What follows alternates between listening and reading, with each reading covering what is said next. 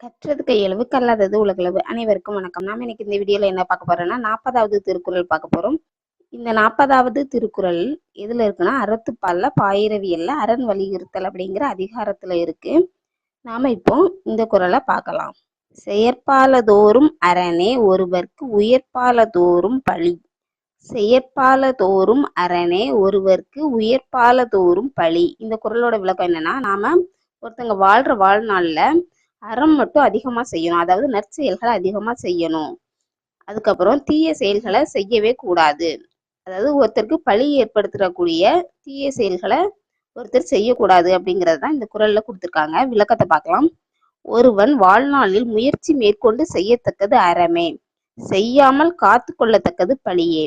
மற்றவங்க பழி சொல்ற அளவுக்கு நாம இருக்கக்கூடாது.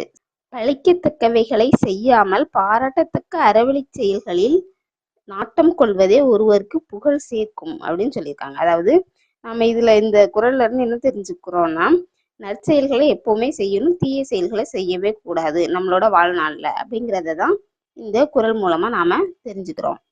நற்செயல்கள் நமக்கு புகழை சேர்க்கும், தீய செயல்கள் நமக்கு பழியை தேடி தரும் அப்படிங்கிறதான் இந்த குறளோட விளக்கம்.